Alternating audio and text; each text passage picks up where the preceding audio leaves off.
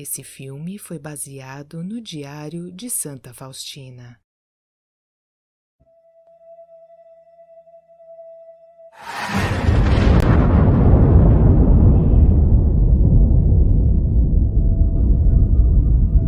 No princípio, Deus criou os céus e a terra.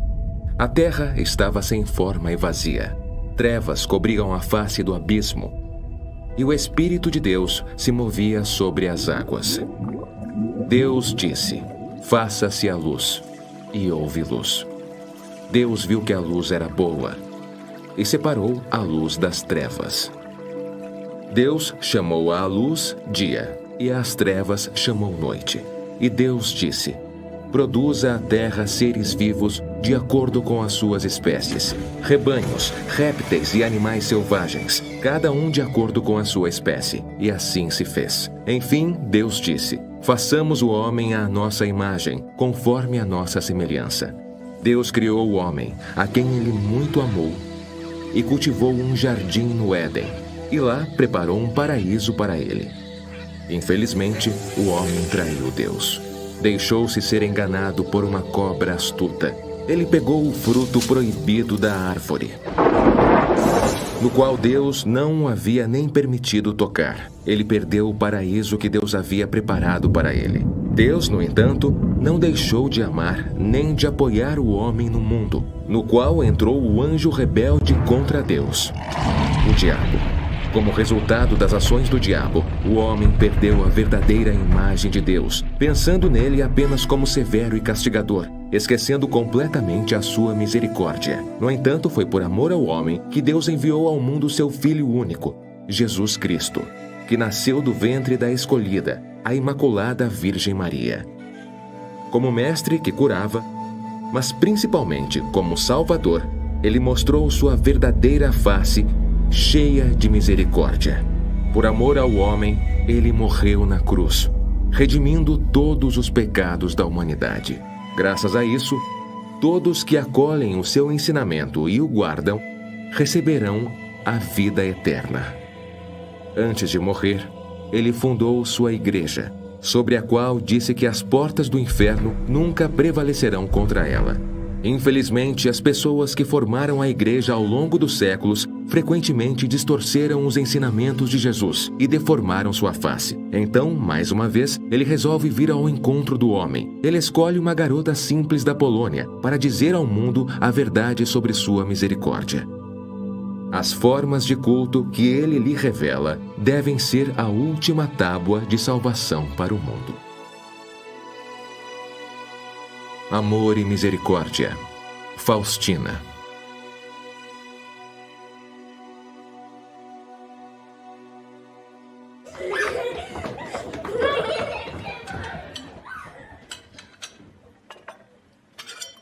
Você não vai para nenhum convento. Eu não permito! Tira isso da cabeça! Jesus está me chamando. Fique quieta e ouça o seu pai. Nós sabemos que você será muito mais feliz tendo sua própria família. Você vai ver. Um dia vai nos agradecer por isso. Vocês não entendem nada.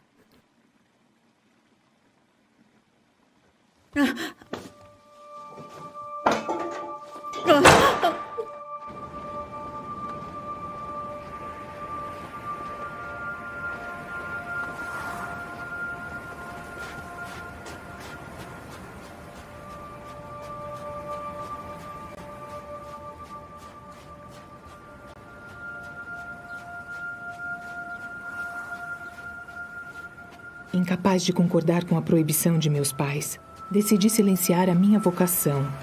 Entreguei-me às coisas vãs da vida, sem prestar atenção à voz da graça, embora minha alma não encontrasse satisfação em nenhuma dessas coisas.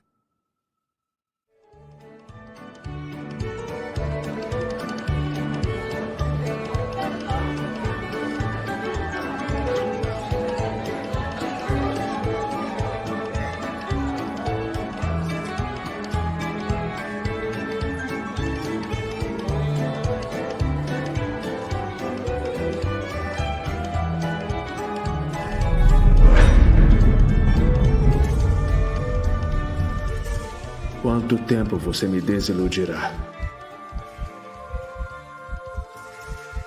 Naquele momento, a música encantadora parou e as pessoas com quem eu estava desapareceram da minha vista. Restamos só Jesus e eu.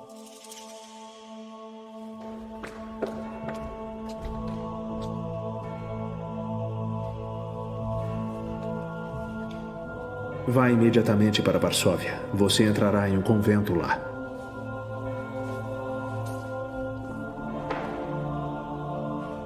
A experiência mística dessa jovem de 19 anos mudou sua vida. No fundo, ela sabia que havia sido chamada para a vida religiosa, entretanto, não queria se opor aos pais. Agora, ela não tinha dúvidas.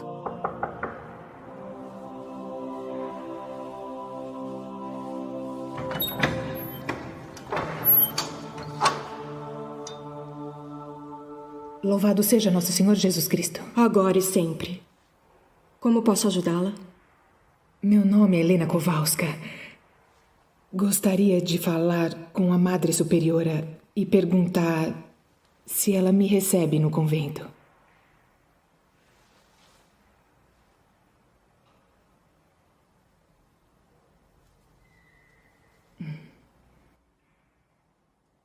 A Madre Superiora está ocupada. Por que quer se juntar a nós? O Senhor Jesus está me chamando. Disse Senhor Jesus? Interessante. E quando ele lhe disse isso? Há muito tempo, quando eu era criança, eu tinha 7 anos, quando me convidou para uma vida mais perfeita. Ah, uma vida mais perfeita. Louvado seja Nosso Senhor Jesus Cristo. Para sempre seja louvado.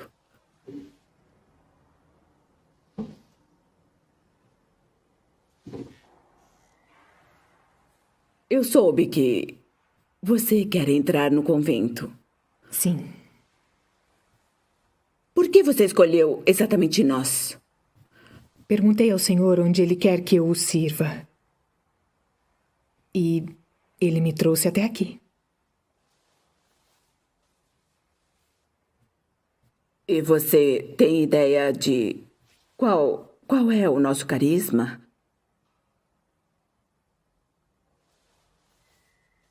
E o seu entusiasmo pelo trabalho? Você já trabalhou alguma vez antes? Sim. Bom, eles não querem mais você por lá. É por isso que você veio nos procurar? Não, Madre. Eu nunca fugi do trabalho. Desde criança eu ajudo a minha mãe na casa e também a cuidar dos meus irmãos mais novos. E onde quer que eu trabalhasse servindo, queriam que eu ficasse mais tempo. Mas o Senhor está me chamando muito claramente agora.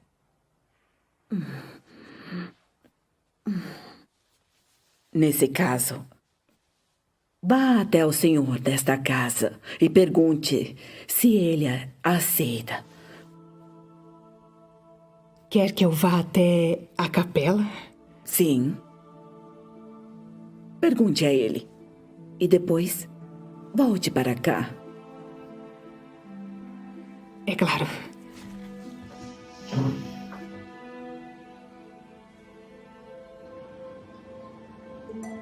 Przyjechała po to, by tutaj pracując zarobić na wiano, wymagane wówczas... Ela veio trabalhar aqui para ganhar dinheiro para o dote necessário para ingressar na congregação religiosa.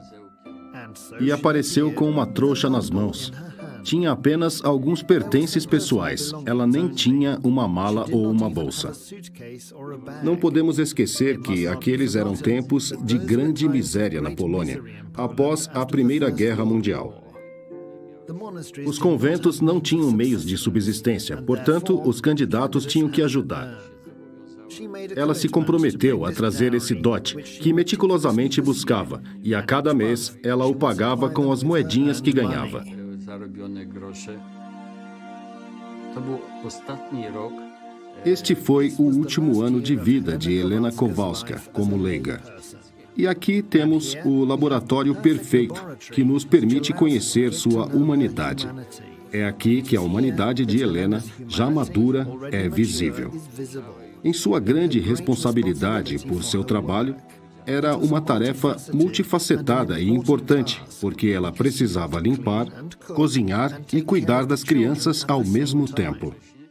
E servir os convidados que vinham à casa de seus pais. Ela fez isso de uma maneira muito eficiente.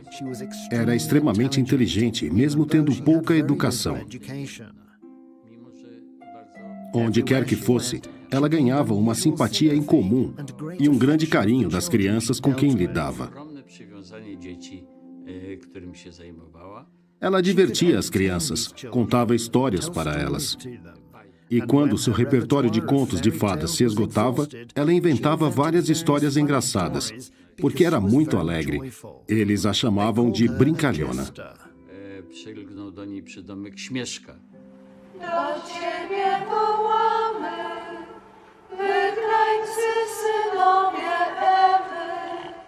Do Ciebie wzdychamy, jęcząc i płacząc, na tym łez spadone.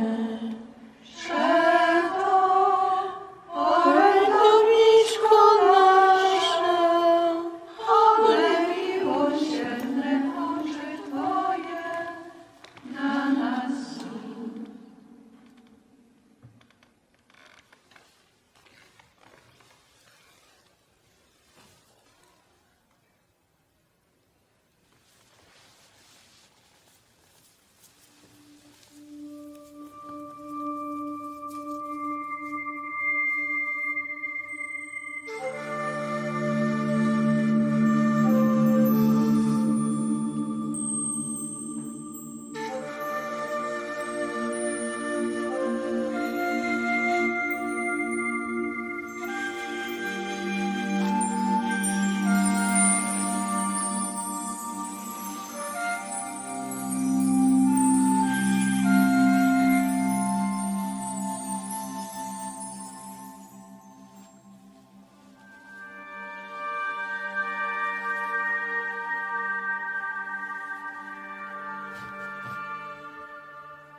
Quero que você pinte uma imagem, assim como você me viu há pouco.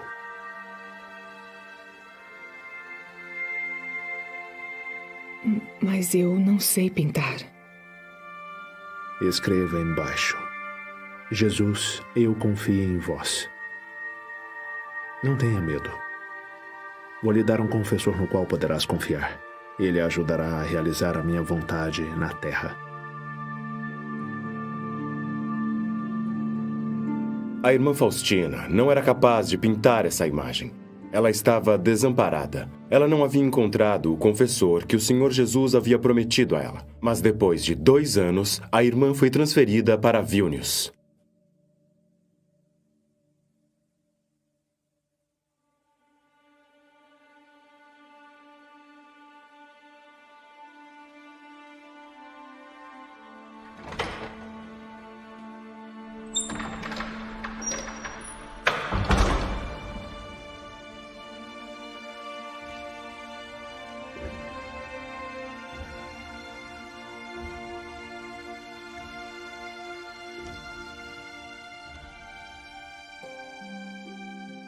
Na Universidade Stefan Batory, o padre Sopótico lecionou por cerca de 4 anos. Ele foi nomeado como confessor da Congregação das Irmãs de Nossa Senhora da Misericórdia. E, então, lá, no ano seguinte, ele conheceu a irmã Faustina Kowalska. E aí se tornou seu confessor e o guia espiritual dela.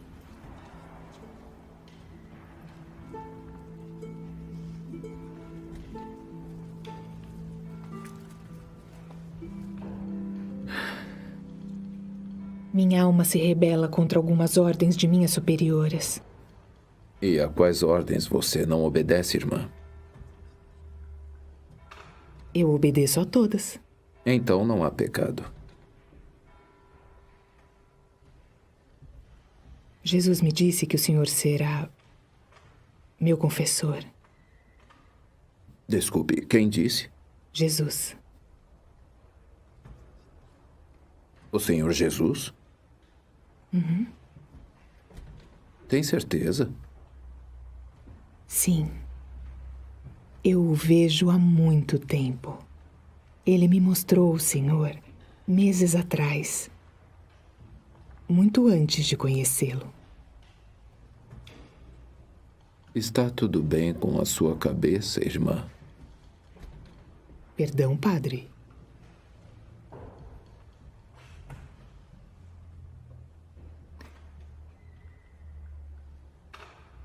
Eu não me lembro de mais pecados, padre. Por todos. Eu me arrependo muito. E peço a absolvição. O padre Sopótico foi muito cauteloso nesse assunto. Sendo um diretor espiritual experiente, ele sabia como proceder com essa penitente. Por isso, ele a manda primeiro a um psiquiatra. Somente com os resultados do teste psicológico em mãos e sabendo que ela é mentalmente saudável, ele toma uma decisão. Irmã, como concordei em ser seu diretor espiritual, quero que a irmã me revele não apenas seus pecados, mas também seus pensamentos, instigações do mal e as visões da irmã. Só então eu poderei ver o que realmente acontece em sua alma. Vou revelar tudo para o senhor, padre. O próprio Jesus me disse para não esconder nada. Caso contrário, ele se esconderia de mim. E ele também me disse que o senhor me ajudaria a cumprir sua vontade na terra, padre. Compreendo. Irmã, por favor, eu peço que a irmã escreva tudo o que acontece em sua alma. E sublinhe as palavras que tem certeza que o próprio Jesus disse. Provavelmente é por causa do Padre Sopótico que temos o diário da Santa Faustina hoje. Ele não apenas ajudou a discernir o significado da revelação da imagem, mas também encontrou Kazimirovsky, que foi o responsável por pintar a imagem que hoje conhecemos como a imagem da Divina Misericórdia.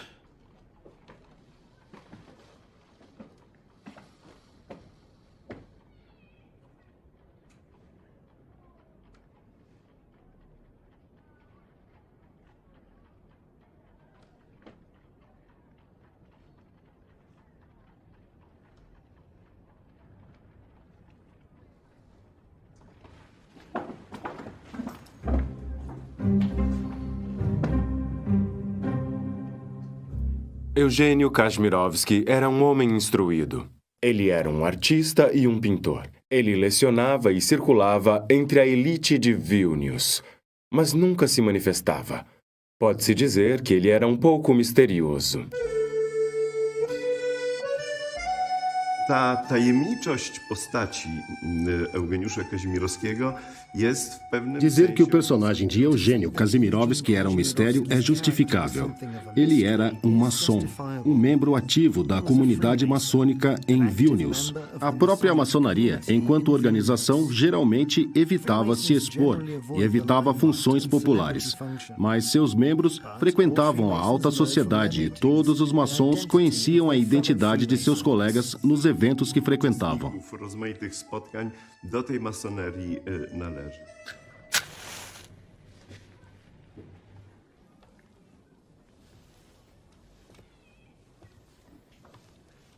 Não.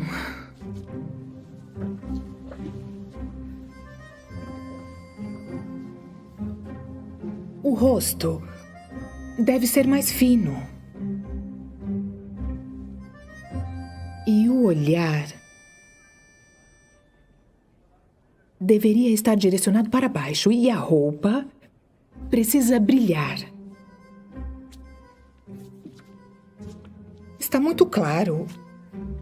Eu falei ao senhor. Dê só uma olhada.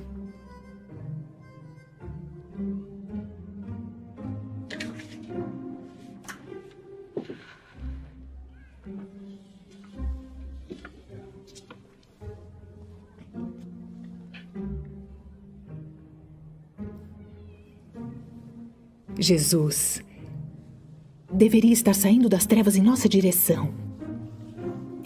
E esses raios, eu disse ao Senhor, não podem ser brancos e vermelhos como a bandeira nacional, mas pálidos e vermelhos, como a água e o sangue.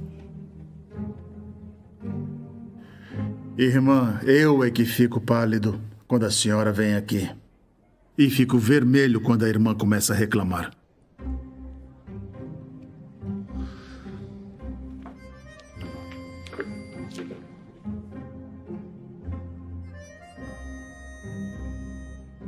Należy odrzucić jakąś... Não se deve pensar que as reuniões da irmã Faustina com Kazimirovski eram muito espirituais. Não eram sessões de oração, eram de natureza bastante técnica. technicznym.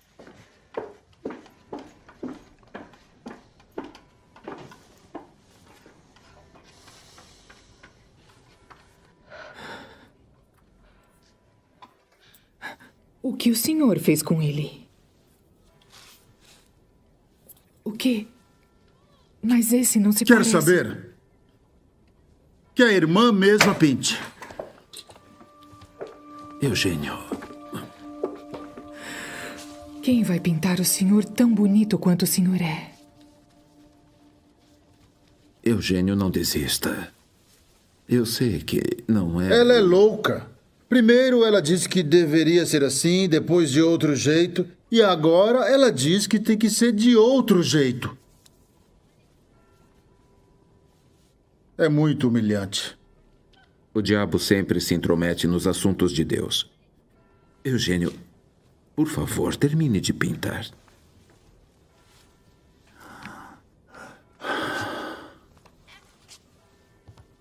Tudo bem. Mas com uma condição.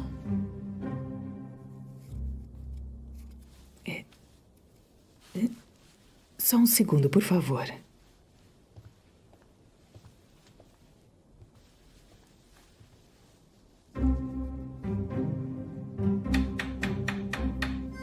Tudo bem, agora sim.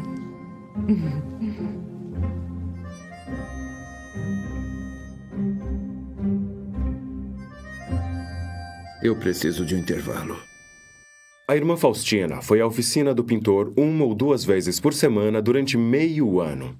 Apesar de muitas correções, ela não estava feliz com a imagem.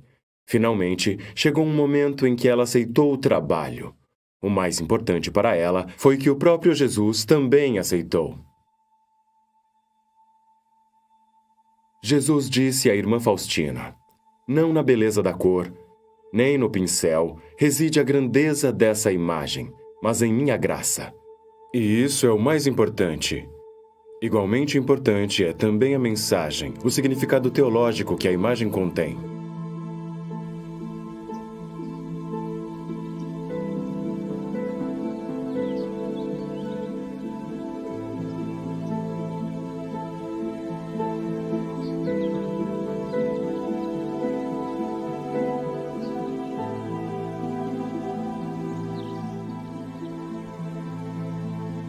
A imagem de Jesus, a divina misericórdia encarnada, representa o Senhor.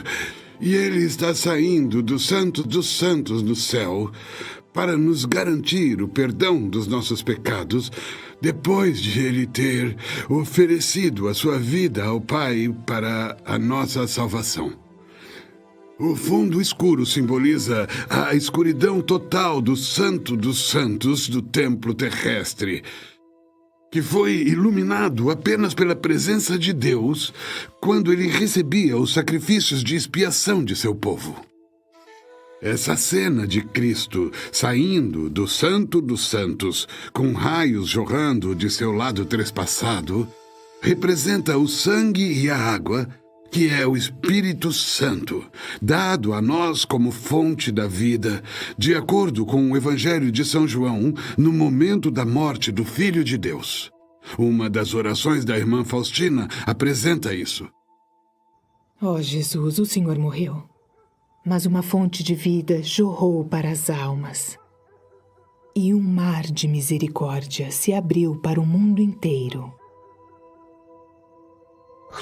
Cristo vem em nossa direção, como vemos na imagem da Divina Misericórdia. Ele está no Santo dos Santos. Ele é a aliança entre Deus e o homem. E é disso que o diabo tem medo.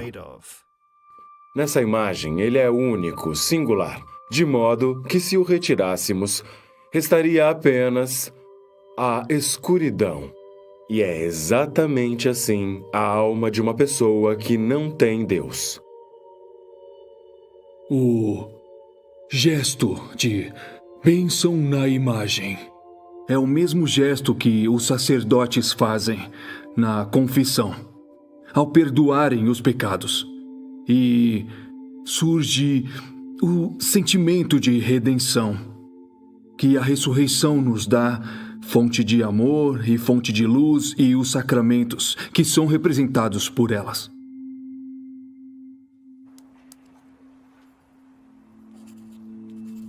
Por meio desta imagem, concederei muitas graças às almas, que toda alma tem acesso a ela. A alma que venerar essa imagem não perecerá. Também prometo a vitória sobre seus inimigos aqui na terra, principalmente na hora da morte. Eu mesmo vou defendê-la como minha própria glória. Jesus pediu insistentemente por essa imagem. Ele queria que fosse exposta publicamente, honrada. A irmã Faustina passou essa recomendação ao seu confessor. E finalmente houve uma oportunidade extraordinária. Foi no jubileu de 1900 anos da redenção do mundo. O pároco de Ostra Brama pediu ao padre Sopótico que proferisse um sermão nesse dia. E o padre Sopótico, aproveitando a oportunidade, pediu que a imagem de Jesus misericordioso fosse usada como decoração e colocada no claustro de Nossa Senhora de Ostra Brama. As pessoas olhavam para a imagem. Sopótico falou sobre a misericórdia de Deus com grande entusiasmo, pois quando falava, se empolgava muito e também contagiou a muitos com o seu fervor.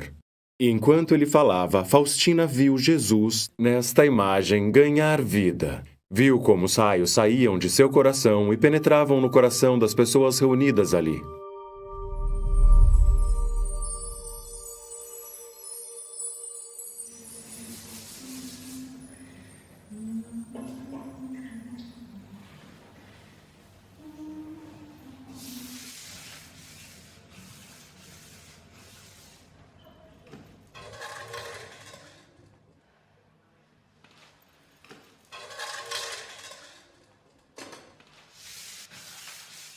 Faustina era uma irmã do segundo coro, e por isso ela sempre era designada para o trabalho físico.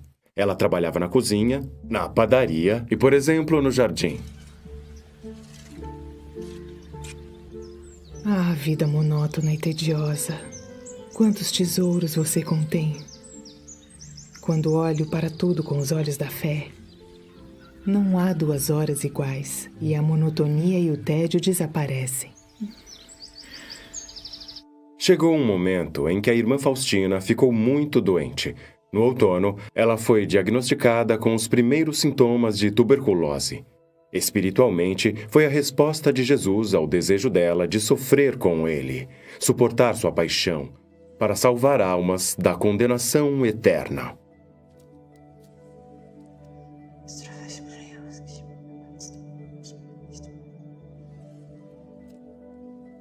Mas gradualmente sua saúde melhorou, e na primavera ela voltou ao seu trabalho. Padre, quando o senhor estava na Terra Santa, eu queimei meu diário. O que a irmã fez? Eu tive uma visão. Um anjo veio até mim e me disse que meus escritos não faziam sentido e disse para queimar meu diário. E a irmã fez isso? Sim, queimei os escritos que o senhor, padre, me disse para guardar. Por que a irmã não esperou até o meu retorno? Eu fui tomada pelo medo de estar fazendo algo contra a vontade de Deus. Assim que queimei, o anjo saiu e desapareceu. Agora chorar já não adianta. O que está perdido deve ser restaurado. Então que a irmã escreva tudo de novo. Tudo de novo? Sim, certamente. A irmã se lembra, não? Sim, eu me lembro. Mas tenho medo de cometer um erro. Se isso aconteceu, percebe-se que é importante o que a irmã escreve. Peça ajuda ao Espírito Santo. E concentre-se na tarefa que lhe foi dada. Essa será a sua penitência. Um dos desejos que o Senhor Jesus revelou a Faustina foi a fundação de uma nova congregação religiosa. Ela entendeu esse pedido e o compartilhou com seu confessor, dizendo: Deus exige que haja uma congregação que proclame a misericórdia de Deus para o mundo inteiro. E através da oração alcançará graças para o mundo todo. Ela queria muito cumprir o desejo de Jesus. A irmã Faustina, juntamente com o padre Sopótico, tiveram que discernir com cuidado porque havia muitos obstáculos. Ela fez votos perpétuos em sua congregação, onde se sentia bem. E sempre que se decidia a ir embora, ela ficava amedrontada com a escuridão espiritual. Outro obstáculo era que sua saúde estava piorando cada vez mais e mais.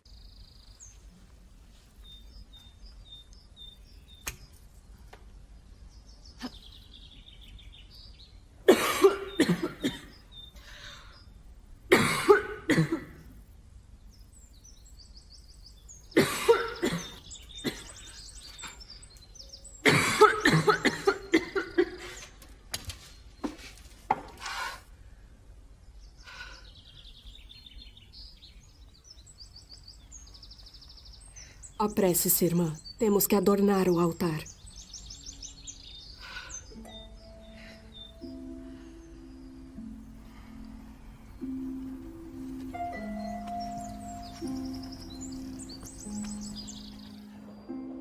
Eu falei com ele. Não conseguiremos ver essas obras. E para que tudo isso? Para um mundo. Parece sério. O senhor não pode duvidar. Mesmo que eu não esteja mais aqui. A irmã vai a algum lugar?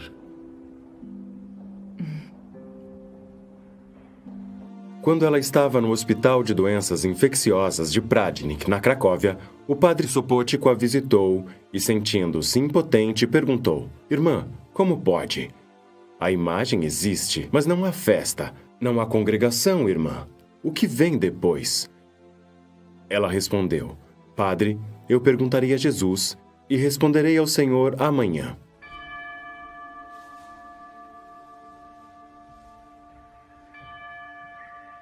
No dia seguinte, celebrei a Santa Missa na intenção da irmã Faustina.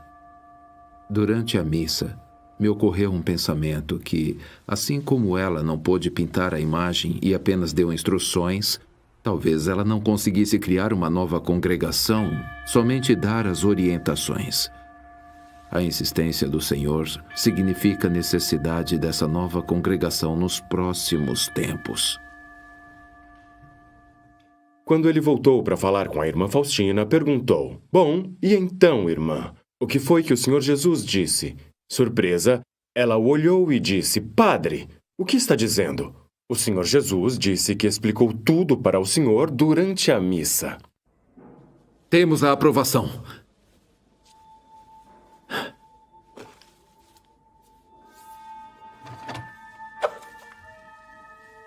Recebemos o imprimatur.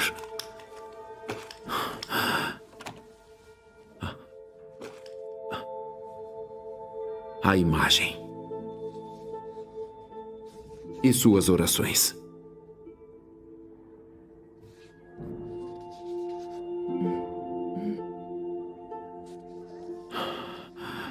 E sobre a congregação? A congregação existirá. Concentre-se na festa da Divina Misericórdia, Padre.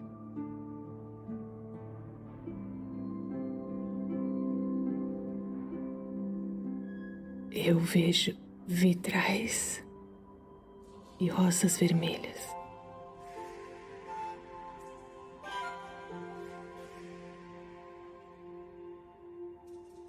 É aqui que a nova congregação deverá ser fundada. Eu não posso fazer isso sem a irmã. O Senhor fará. E eu o apoiarei até o fim. Por favor, me dê sua bênção para a minha jornada.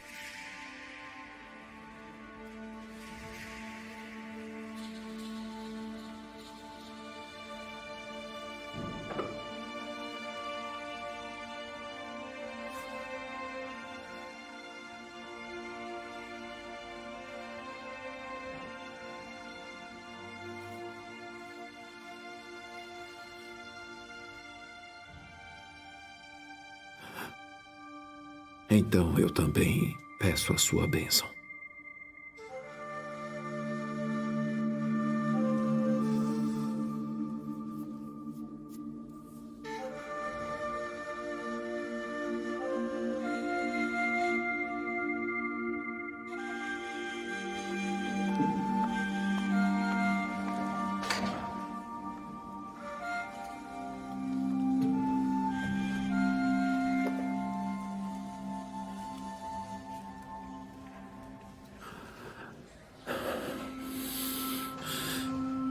Eu voltei por um momento ao quarto do hospital onde Faustina estava deitada, porque queria lhe dizer mais alguma coisa.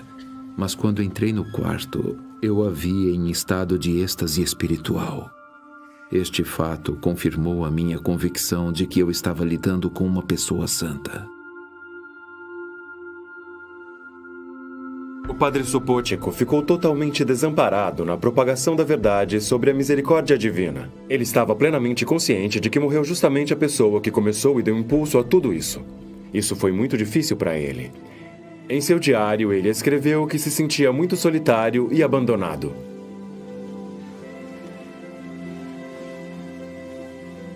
Senti uma grande dor em minha alma e amargura por ter que me despedir deste extraordinário ser humano.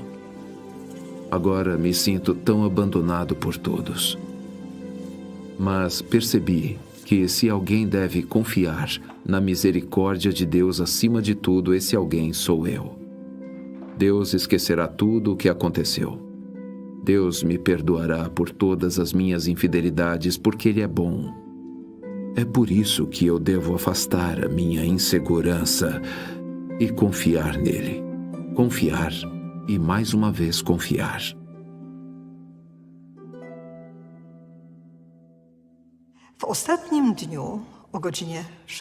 Em 5 de outubro de 1938, às 4 da tarde, o padre Andras ouviu a confissão da irmã Faustina pela última vez. Durante o jantar, o sino tocou. Foi um sinal para as irmãs de que Faustina estava morrendo. Todas correram para seu aposento para orar por ela. Perto da irmã Faustina havia um candelabro especial representando a luz de Cristo. A irmã que estava cuidando dela foi ainda até a superiora. Quando a irmã Faustina as viu, sorriu. Então, pode-se dizer que ela deixou a terra com um sorriso. Ela já tinha visto o céu antes. Ela tinha um relacionamento tão incomum com Jesus e queria deixar este mundo. Mas também queria que se cumprisse em sua vida tudo o que Deus planejou para ela.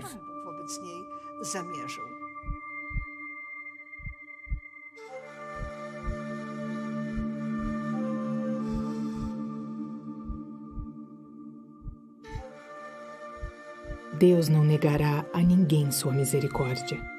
O céu e a terra podem mudar, mas a misericórdia de Deus não se esgotará.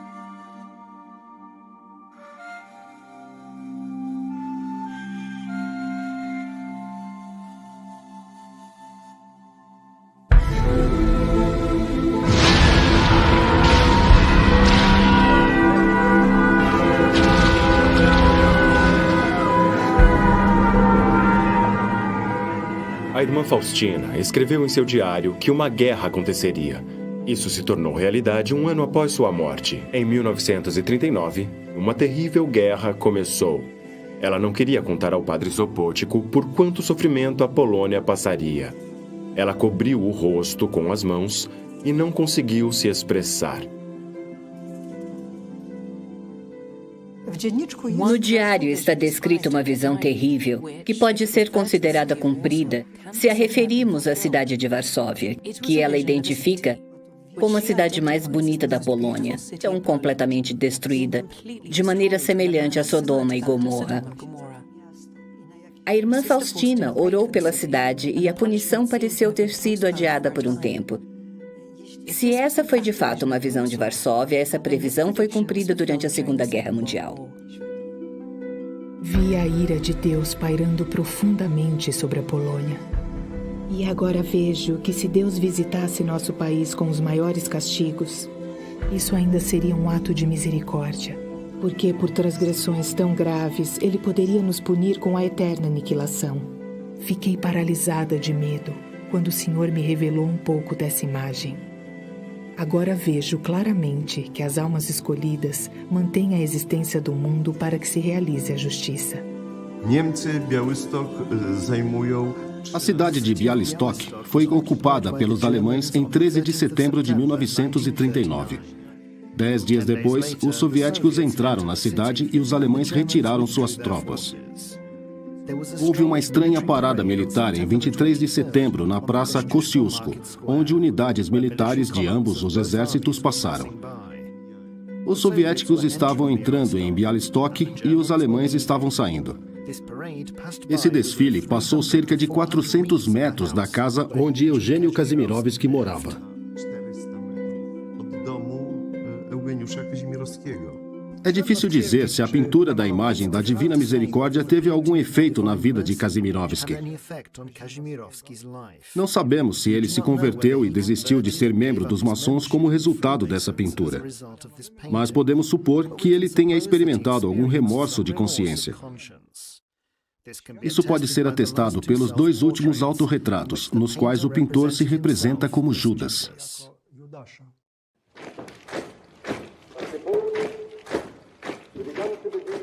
A batalha entre irmãos do mesmo povo, o ódio que os domina, está sendo alimentado por alguns. É uma conspiração internacional.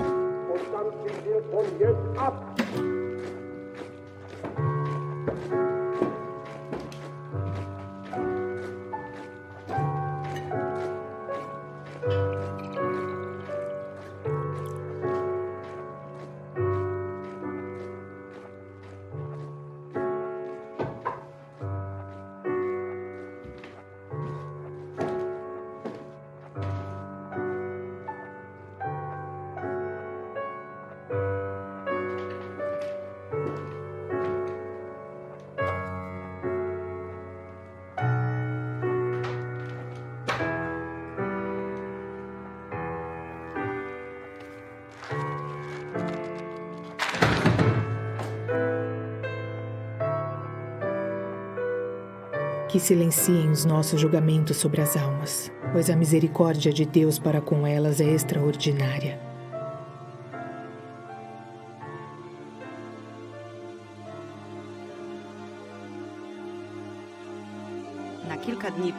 Alguns dias antes da nossa chegada a Vilnius, o diretor Kondratas me ligou muito empolgado. Eles haviam encontrado 2 documentos que não conheciam antes. Foi uma grande surpresa para nós quando, algumas semanas atrás, encontramos esses 2 documentos. Começamos a examinar o primeiro, que era um manuscrito, um texto do padre Sopótiko sobre o culto da Divina Misericórdia, e de dentro dele caiu uma carta. E esta carta, ela estava escrita em latim, escrita ao Vaticano, explicando o significado do culto e fornecendo como evidência um trabalho, um estudo que ele mesmo havia preparado. Então, foi uma surpresa interessante, maravilhosa para nós, e nos alegramos muito por termos encontrado este documento. Excelentíssimo Reverendo e Vossa Eminência, tenha a bondade e excelência de aceitar este tratado em anexo sobre a misericórdia de Deus e a necessidade de instituir a festa da misericórdia. A carta encontrada em Vilnius deveria estar, na minha opinião, relacionada com a peregrinação do padre Sopótico a Roma. O padre Sopótico chegou a Roma durante a Semana Santa, na Sexta-feira Santa. E no Sábado Sagrado, ele queria se reunir com o secretário do Estado para entregar uma petição a respeito do estabelecimento da festa da Divina Misericórdia. E é claro, esse dia é para todos um dia de folga.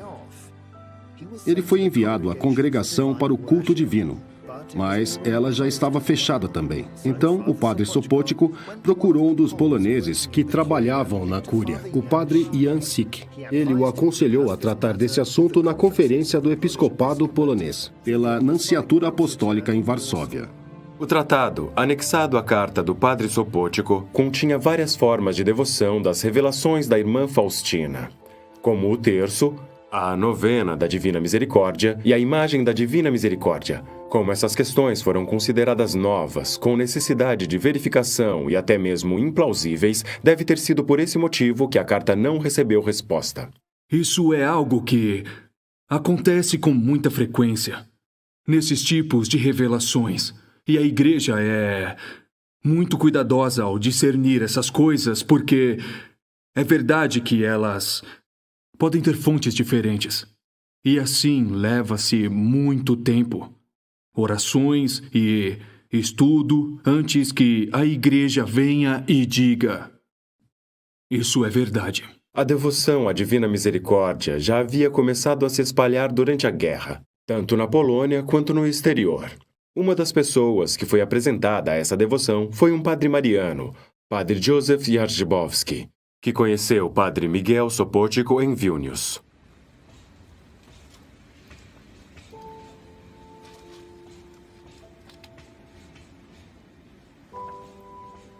Isso é incrível.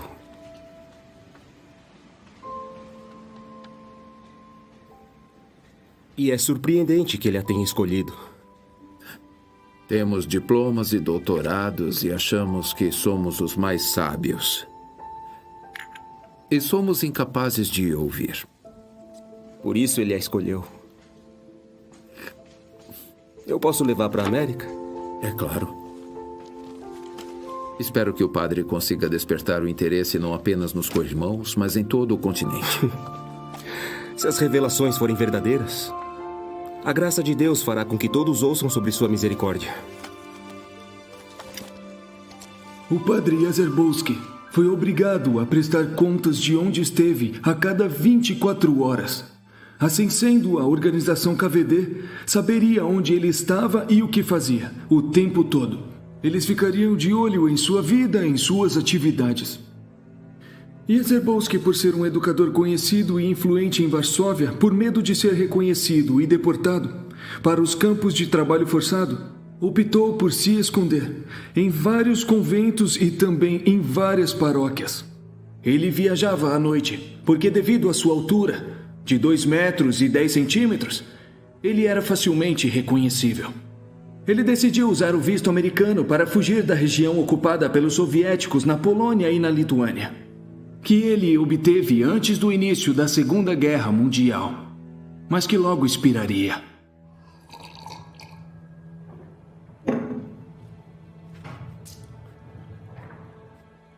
O que você fez em Varsóvia? Como sabe que eu estive lá? Eu faço as perguntas aqui. Por que você não nos informou?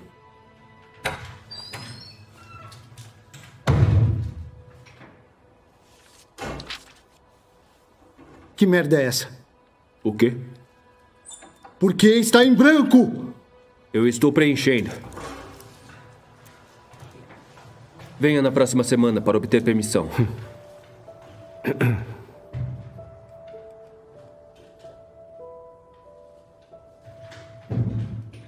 Quando recebeu a permissão para sair, não havia dúvida na mente do padre Józef de que ele devia tudo à Divina Misericórdia. Ele prometeu que se conseguisse deixar a Polônia e a Lituânia ocupadas pelos soviéticos, e chegasse em segurança aos Estados Unidos, espalharia a devoção, a misericórdia de Deus pelo resto da vida.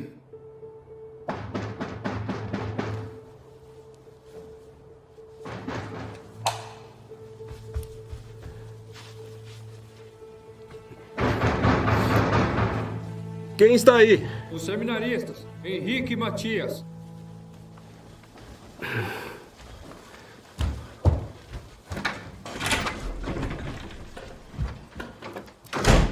O que aconteceu?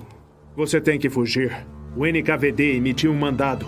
Aqui está o bilhete para Kaunas. Sai às 5 da manhã. De lá, você vai para Vladivostok e depois vai de navio para o Japão. Ah, Jesus. Jesus Cristo. Obrigado, obrigado. Cuidado para não os virem. Andem, vão. Deus os abençoe.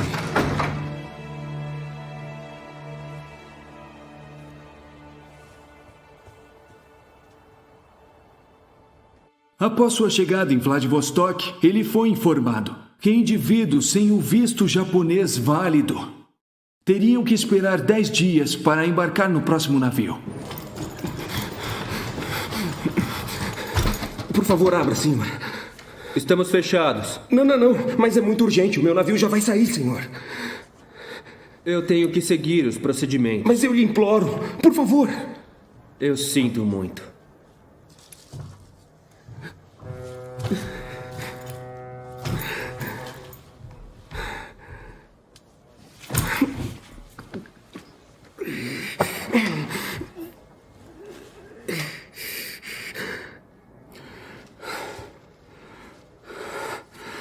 Jesus, eu confio em vós.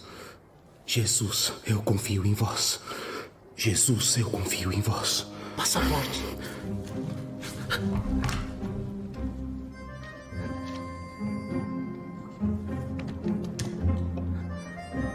Pronto, obrigado.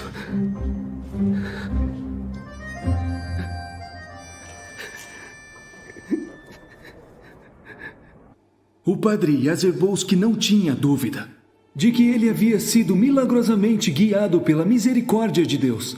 Imediatamente depois de chegar ao Japão, ele pregou um retiro sobre a misericórdia divina. Ele chegou aos Estados Unidos, em Seattle. Depois de trem, viajou para Washington, capital, até a casa dos padres marianos.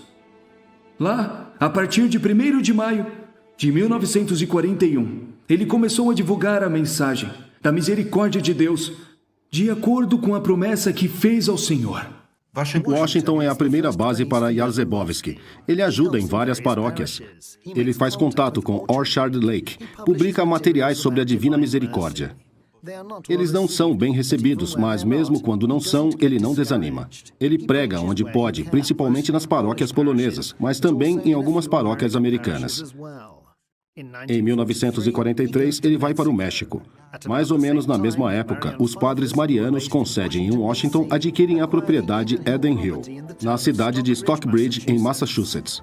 Este é o lugar onde o Santuário Nacional da Divina Misericórdia está localizado. Não é apenas um centro nacional de promoção da mensagem e da devoção da Divina Misericórdia limitado aos Estados Unidos. Este santuário irradia a sua devoção ao Brasil, México, Filipinas, Polônia, Grã-Bretanha e outros países com grande força. Todo o conteúdo que Jazerbolski trouxe com ele começou a produzir uma rica colheita. O fato é que temos 25 sites com quase 3 milhões de visitantes por ano. Pessoas que buscam e têm fome de conhecer e viver a Divina Misericórdia. Ouvimos de muitas pessoas ao redor do mundo sobre o quanto elas precisam da misericórdia de Deus. O próprio João Paulo II disse: "Não há nada de que o mundo precise mais do que a divina misericórdia." Então, por que isso é tão importante? Porque estamos adotando a mesma recomendação para sermos apóstolos da Divina Misericórdia. E como Jesus disse a Santa Faustina, se não passarmos pela porta de sua misericórdia, deveremos passar pela porta de sua justiça. Nossa esperança é de que o mundo inteiro possa passar pela porta de sua misericórdia.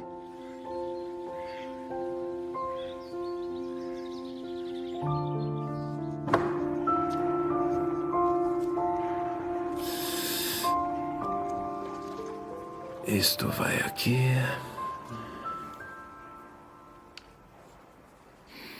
O que é isso? O quê? Outro Poznansky? Você poderia inventar outros sobrenomes. É um sobrenome muito popular. E eles podem ser parentes também.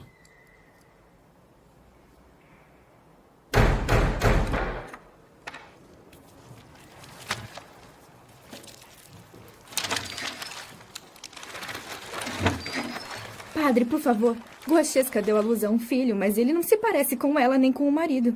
Senhora Kalusova, agora não. Por favor, parabenize a senhora Golazevska e diga que eu a visitarei num tempo livre.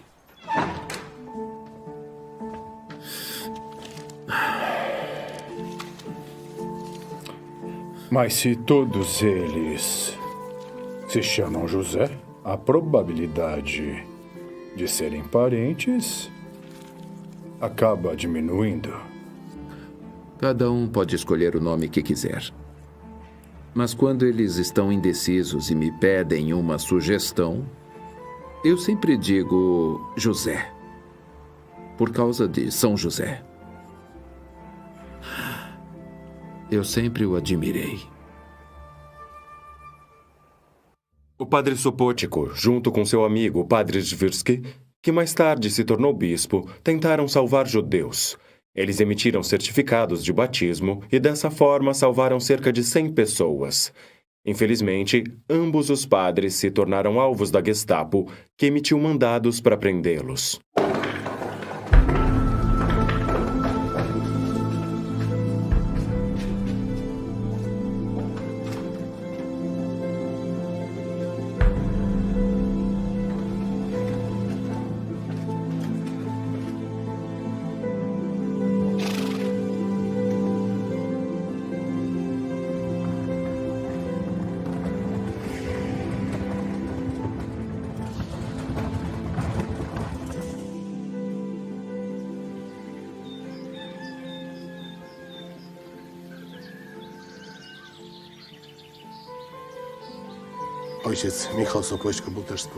O padre Miguel Supótico também foi confessor das Irmãs Ursulinas. E foi por isso que as irmãs decidiram levá-lo para Charnybor, uma pequena cidade a 12 quilômetros do centro de Vilnius, localizada em uma área próxima à floresta. Elas o trouxeram vestido como uma freira e o colocaram em uma casa que existe até hoje e foi documentada como autêntica. Era uma casa particular, onde 2 freiras também estavam escondidas. Ali morou o padre Supótico, mas, obviamente, não com seu próprio nome. Como ele estava na lista de procurados da Gestapo e as casas eram frequentemente verificadas e inspecionadas, as irmãs, com a ajuda de seus conhecidos, fizeram documentos para ele. Aqui em Czarnybor, ele viveu como Venceslau Rodzewicz, conhecido pela população como carpinteiro.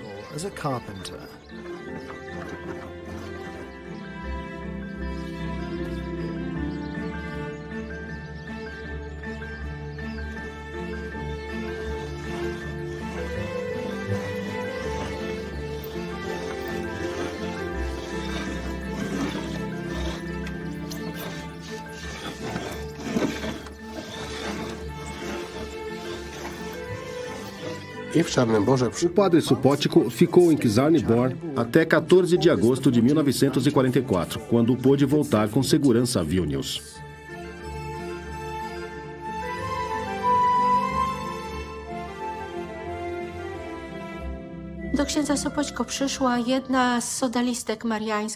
Como o padre Sopótico dirigia a modalidade sodalícia mariana de mulheres católicas, uma de suas integrantes, Edwiges Oshinska, falou com o padre e disse que queria iniciar a nova congregação que Jesus havia pedido a Santa Faustina.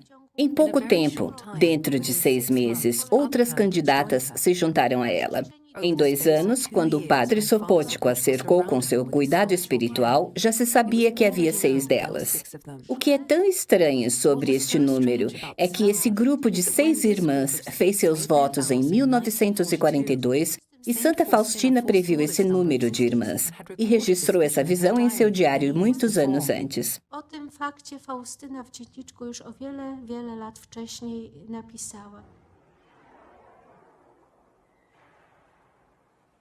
Um dia, vi uma pequena capela na qual 6 irmãs estavam recebendo a comunhão do nosso confessor, Padre Spótico, que usava uma sobrepeliz e uma estola.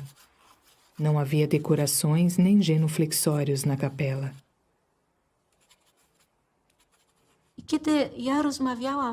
E quando eu estava conversando com o último membro vivo das 6, Adela Alibekov, ela me disse diretamente: quando chegamos a este lugar, bem aqui em Vilnius, onde havia um convento de freiras carmelitas, e nos admitiram em suas capelas para que pudéssemos fazer nossos votos religiosos, o convento já estava preparado para a evacuação. Tudo foi levado da capela, exceto o genuflexório que ainda estava lá. Adela acrescentou: coloquei o genuflexório atrás da porta porque pensei, quem se ajoelhará nele? Qual de nós? É para o padre ou para uma de nós? Ela colocou o genuflexório atrás da porta e começou a chorar. Naquela época, ela não conhecia a passagem do Diário de Santa Faustina, que afirma claramente: 6, nenhuma decoração, nem mesmo genuflexório. E depois rezaram.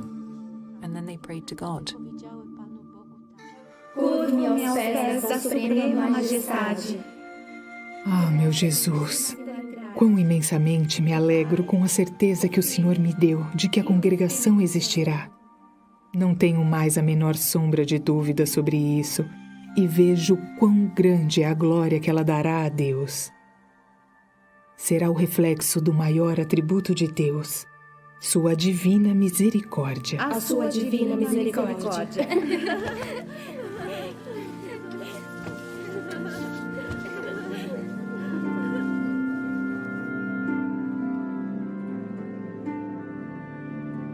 Em 1949, muitas igrejas católicas em Vilnius foram fechadas, e entre elas estava a igreja de São Miguel Arcanjo. Esta igreja foi destinada à destruição. Os altares foram bloqueados e obras valiosas de arte histórica ou religiosa foram destruídas ou roubadas. A imagem da Divina Misericórdia foi deixada para trás, porque não consideraram ter qualquer valor artístico. Nos anos 50, 2 irmãs de uma associação mariana, Janina e Bronislava, decidiram agir, usando pseudônimos para comprar a imagem. O que vocês querem?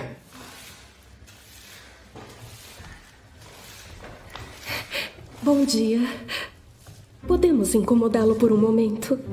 Só queríamos perguntar sobre aquele quadro antigo pendurado ali. O que tem ele? Ah, não vale nada, mas foi meu tio que pintou e gostaríamos de guardá-lo como lembrança. Esta pintura é do governo. Pertence ao Estado lituano. Mas isso é impossível, é muito feio. Isso apenas arruinaria as salas do Estado lituano. Escute, talvez possamos salvar a reputação do Estado lituano, comprá-lo a um custo razoável. E que tipo de custo poderia salvar a reputação do Estado lituano? Marícia.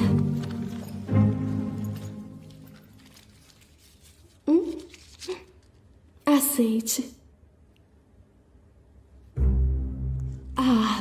E temos algo delicioso para você.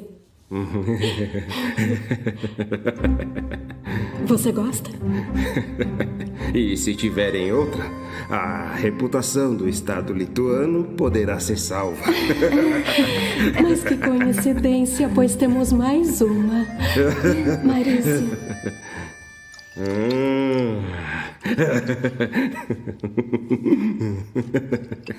Graças. Salva milagrosamente, a imagem foi transferida para Nova Ruda, na Bielorrússia, e foi colocada num lugar muito alto, acima do presbitério. Isso salvou a imagem, porque quando os comunistas usaram essa igreja como armazém na década de 1970, eles não se preocuparam em tirar a imagem. Foi só em 1985 que a imagem foi levada de volta para Vilnius. Quando a imagem da misericórdia desapareceu, velava sobre ela a providência divina. Não se perdeu durante a guerra. É como uma história de detetive. Foi salva e levada para a Bielorrússia. E voltou em 86 para Vilnius. A sua história é realmente incrível. Portanto, é um sinal de que Deus queria realmente deixá-la para nós. Olhei para esta imagem e pensei, Jesus Maria, que pesadelo feio.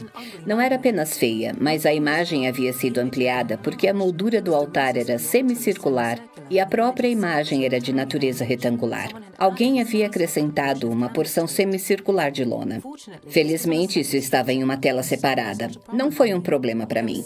Havia uma falha na imagem e várias partes haviam sido repintadas. Havia também algumas manchas brancas. E o rosto parecia o de um padre barbudo de aparência estranha. Suspirei, Mãe de Deus. Faustina estava presente quando essa imagem foi pintada e chorou ao vê-la. Que choro deve ter sido? Imaginei a pintura e descobri que a imagem foi fortemente repintada. E não apenas uma vez, mas provavelmente várias vezes. Além disso, desde que secou e começou a rachar, alguém a saturou com cera, o que era uma técnica muito popular nesses lugares. Era uma cor verde amarelada. Eu disse, bom, há muito trabalho a ser feito. A pintura é relativamente nova, é da década de 30. Se uma pintura relativamente recente passou por tal provação, a restauração seria muito difícil. Estava esticada sobre várias telas e sujeita a constantes mudanças de temperatura e umidade. Ficou enrolada em um sótão e essa foi a pior coisa que poderia ter acontecido com ela. Mas felizmente sobreviveu. Przecież był zrolowany na strychu i to było najgorsze, co mogło go spotkać, ale znowu dzięki temu on przetrwał.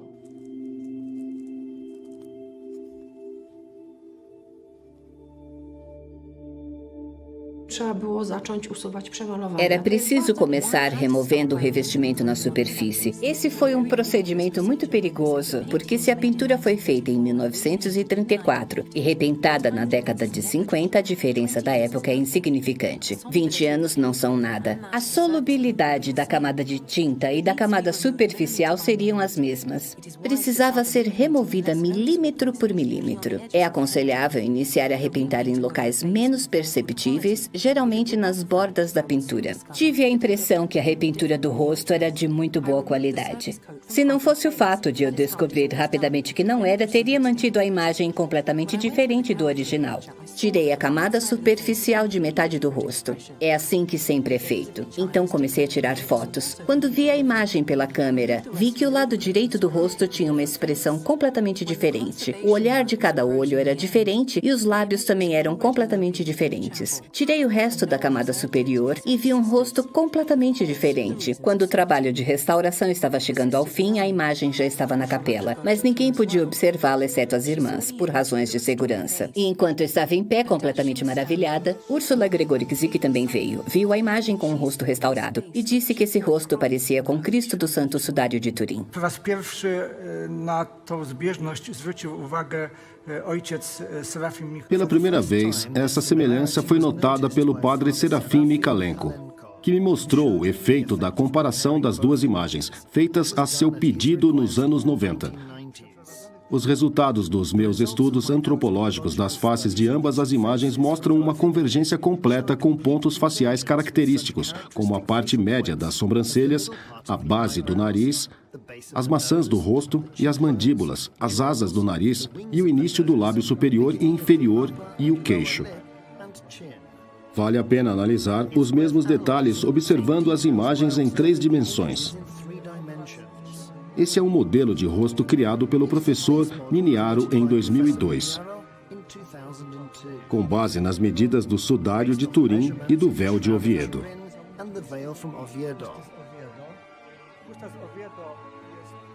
O véu de Oviedo é o objeto que cobria o rosto de Jesus quando o corpo ainda estava pendurado na cruz. E esse véu permaneceu ali, na face, até o corpo ser colocado no sudário. Então o véu foi removido e o corpo foi coberto com o sudário.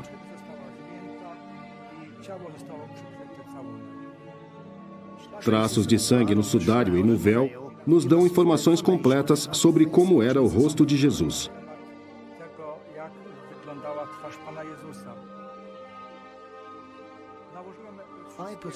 Coloquei as 3 imagens, uma sobre a outra, e os 8 pontos que determinam as características do rosto combinaram perfeitamente.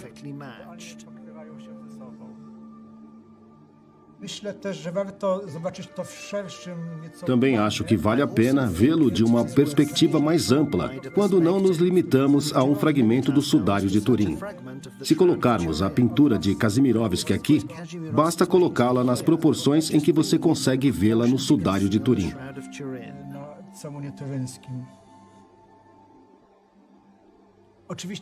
É claro que, hoje em dia, esse mapeamento proporcional da imagem do sudário não seria um problema. Seria suficiente projetar a imagem do sudário na tela e o efeito teria sido obtido mecanicamente. Porém, como sabemos, Kazimirovsky não usou essa técnica. Sua pintura, portanto, foi feita, pode-se dizer, de maneira intuitiva. Ele apenas seguiu as instruções de Faustina, que lhe contou como ela tinha visto Jesus. Se aplicássemos o cálculo de probabilidade, teríamos que fazer pelo menos 1000 imagens de rostos para finalmente obtermos proporções como as do sudário. Isso significa que não podemos falar sobre uma ação acidental aqui.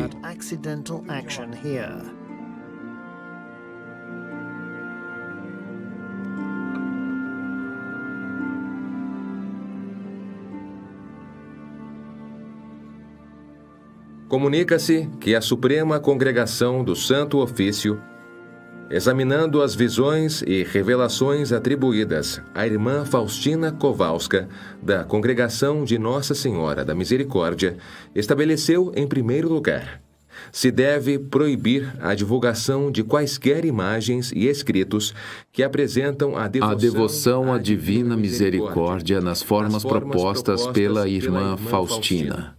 Segundo, a tarefa de remoção das referidas imagens que eventualmente foram expostas para veneração pública confia-se ao critério dos bispos.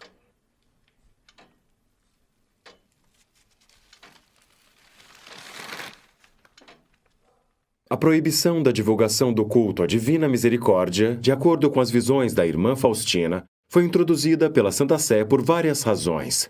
Mas a principal razão foi a falta de disponibilidade da documentação original e do exemplar do diário na língua italiana.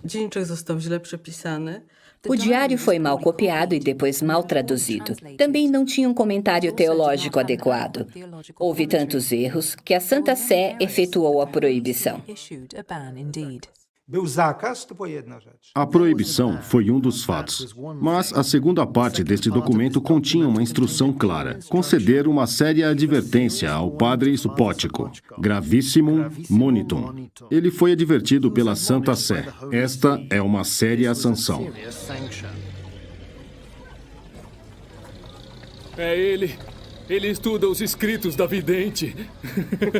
Talvez eles tenham se apaixonado. Querem saber?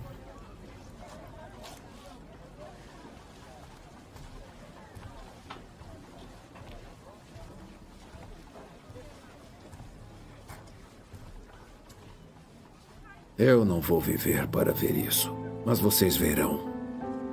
Um dia ela será uma santa. E a festa da misericórdia será instituída.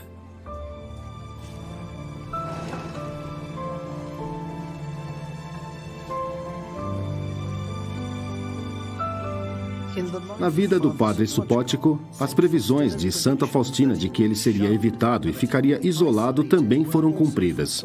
É claro que a pessoa sob a observação da Santa Sé é bastante evitada, porque nada de bom resultaria disso.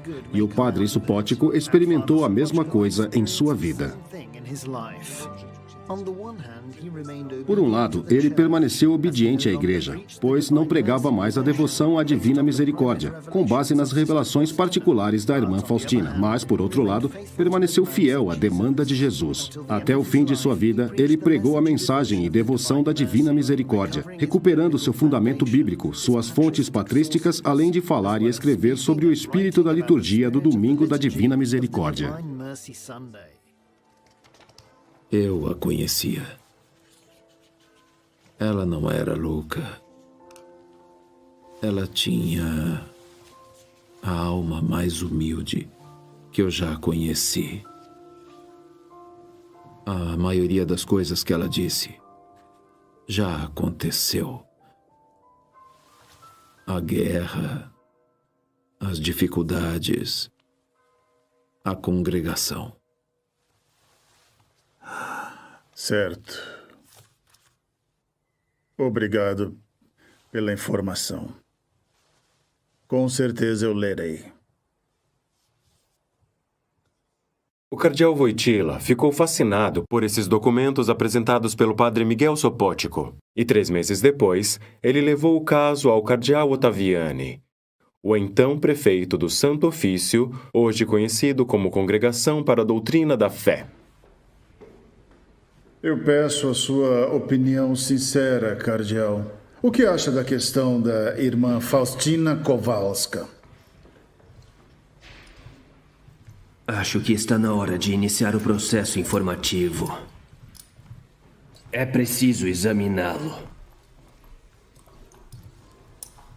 Porque se as visões fossem falsas, o culto não teria sobrevivido. E se espalhou pelo mundo inteiro. Comecem enquanto as testemunhas estejam vivas. A proibição de divulgar a mensagem e devoção da Divina Misericórdia também teve um lado bom, porque várias coisas estranhas foram acrescentadas a essas revelações originais da irmã Faustina. Geralmente estavam teologicamente incorretas, e parece que a Igreja teve tempo para remover todos os acréscimos e erros, a fim de purificar esta verdade revelada por nosso Senhor Jesus.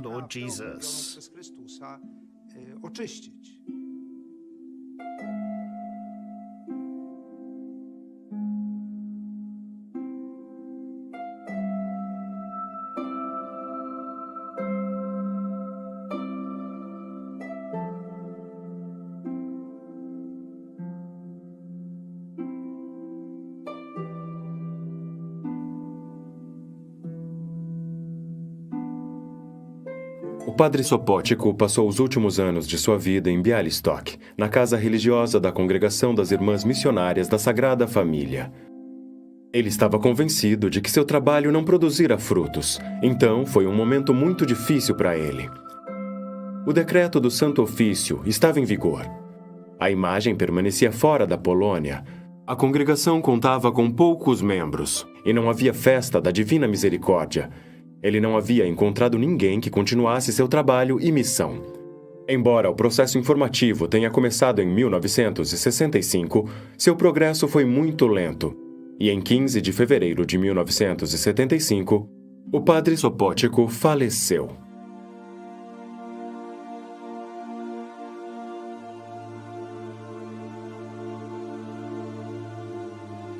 Ele morreu no dia do onomástico da irmã Faustina. A Divina Providência, no entanto, já havia preparado outra pessoa que continuaria o trabalho de padre Miguel Sopótico. Foi o cardeal polonês Carlos Wojtyła.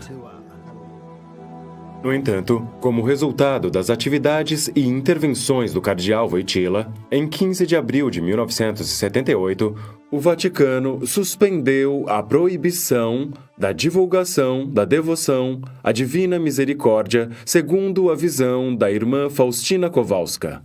6 meses depois, o cardeal Wojtyła se tornou Papa. Habemus Papam! Eminentissimum ac reverendissimum Dominum Carolum Sancte Romane Ecclesiae Cardinalem Wojtyła.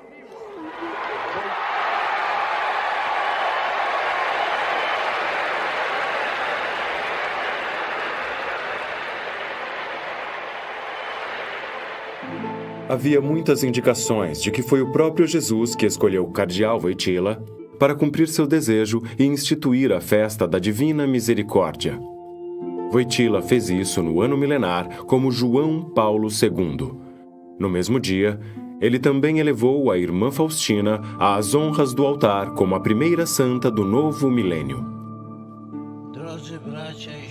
Queridos irmãos e irmãs, hoje repito as palavras simples e sinceras da irmã Faustina para, juntamente com ela e todos vocês, glorificar o incomensurável e insondável mistério da misericórdia divina. É por isso que hoje Neste santuário, quero realizar um ato solene de consagração do mundo à divina misericórdia.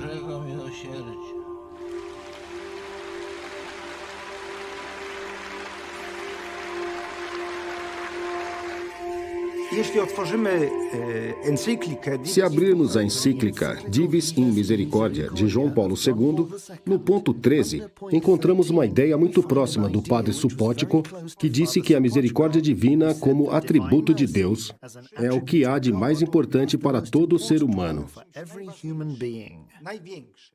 O que me deixou muito emocionado e guardo isso no coração foi o que João Paulo II disse na primeira encíclica sobre a Divina Misericórdia, que o mundo de hoje, a sociedade, está esquecendo até a ideia de misericórdia.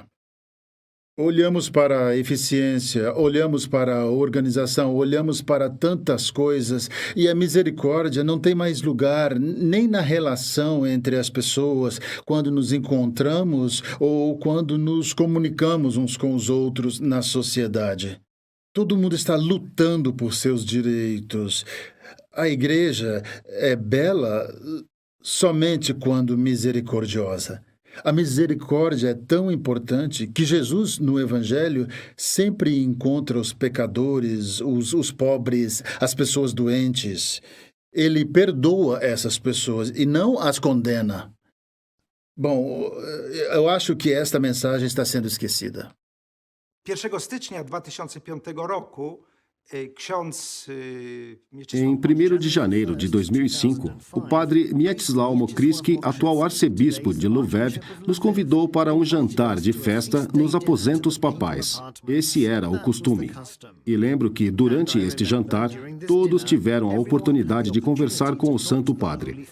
Obviamente, como postulador da causa do padre Supótico, levantei a questão de sua beatificação, porque se sabe que, se o Santo Padre se interessar, os oficiais começarão a trabalhar com maior fervor.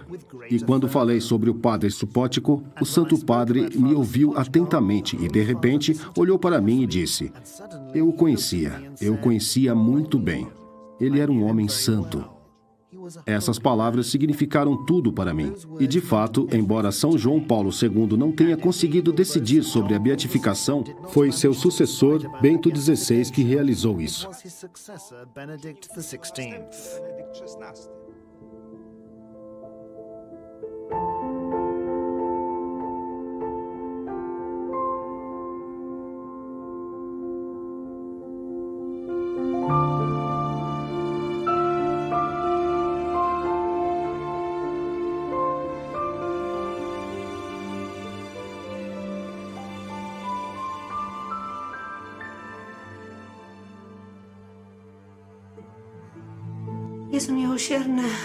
Jesus misericordioso, o Senhor nos deu o terço da misericórdia e disse que o que lhe pedirmos nesta hora da misericórdia, o Senhor nos concederá. Te peço pelos nossos doentes, pelos méritos de tua paixão, teu sofrimento e teu sangue. Pedimos força em face do sofrimento de nossos pacientes, em face do sofrimento de suas famílias e de todos nós. Eterno Pai, eu vos ofereço o corpo e o sangue, a alma e a divindade do vosso diletíssimo Filho, nosso Senhor Jesus Cristo, em expiação dos nossos pecados e dos do mundo inteiro. Tende misericórdia de nós e do mundo inteiro. Pela sua dolorosa paixão. Tende misericórdia de nós e do mundo inteiro. Pela sua dolorosa paixão. Tende misericórdia de nós e do mundo inteiro. Pela sua dolorosa paixão. Tende misericórdia de nós e do mundo inteiro. Quando fui enviada para cá em 2008 para fundar o primeiro hospital para doentes terminais na Lituânia, isso foi além da minha força humana. Muitas vezes eu disse: Jesus, eu confio em vós. Mas chegava um momento em que a primeira etapa da reforma havia começado e havia dívidas terríveis e falta de liquidez financeira. Escrevi minha carta de demissão às autoridades da minha congregação dizendo: não posso mais continuar. Solicito uma transferência e um retorno à Polônia. Houve um momento em que meus amigos vieram com seus filhos. E entre eles havia uma jovem de 20 anos com sua filha, que havia sido eletrocutada aos 5 anos de idade. Ela não andava e milagrosamente sobreviveu. Seu desenvolvimento emocional e intelectual havia parado. Hoje podemos dizer que ela era deficiente em todos os aspectos. Comecei a chorar e disse: ouçam, pedi demissão. Logo voltarei a Gorjon, porque eu não consigo ficar aqui. E a filha deles, Asha, sentada ao meu lado, colocou a mão no meu ombro e disse: tia, você é da congregação que diz: Jesus, eu confio em vós, certo? Então, como uma irmã religiosa profissional, eu disse: sim, Asha, sim. E neste momento retornei mais uma vez à minha angústia. E Asha apertou minha mão e perguntou: tia, quantas vezes por dia você diz: Jesus, eu confio em vós?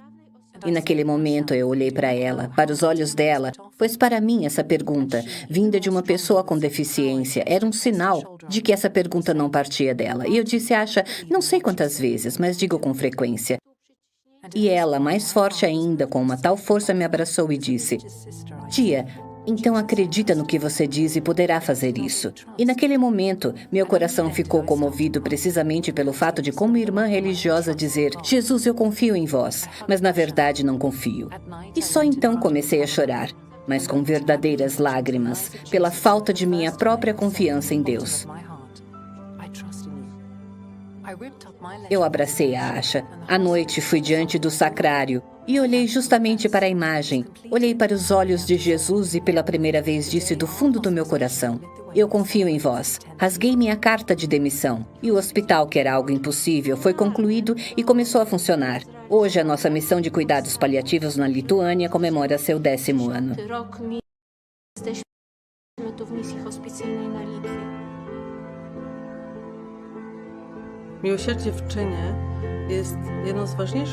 Os atos de misericórdia são uma das importantes formas da devoção, pois, como se vê, mesmo com base em pesquisas sobre esse conceito da divina misericórdia no diário, ele geralmente se associa a verbos. O diário mostra claramente que a misericórdia, ou a demonstração da misericórdia, consiste no fato de que tanto quem doa quanto quem recebe estão na mesma posição. Misericórdia deve ser identidade do ser humano, não apenas um único gesto. E isso significa que praticamente tudo o que fazemos deve ser imbuído de misericórdia. Então temos que olhar para todos com misericórdia. Temos que estender a nossa mão com misericórdia. Passar por eles na rua com misericórdia. Estar abertos a eles da mesma maneira que Jesus misericordioso está para todos. Ele que vem descalço ao encontro do homem. Ele que irradia essa misericórdia. Mas a divina misericórdia não é abstrata. Ela deve estar no coração de todos. Isso é um desafio. Para você, para mim, para todos.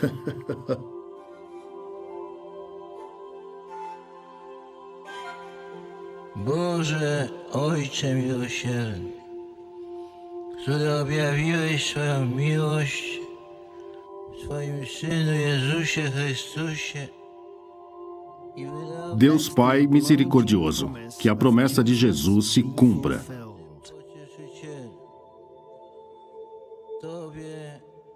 É daqui que sai a centelha que preparará o mundo inteiro para a sua segunda vinda.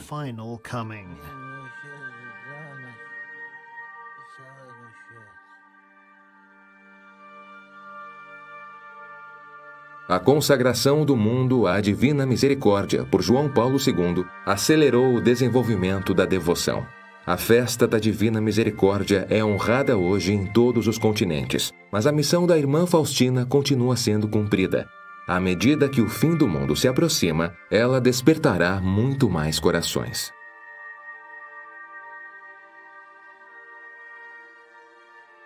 Tenho certeza de que minha missão não chegará ao fim com a minha morte, mas começará. Ó almas duvidosas, afastarei os véus do céu de suas faces para convencê-los da bondade de Deus, para que vocês não continuem mais ferindo com sua desconfiança o doce coração de Jesus. Deus é amor e misericórdia.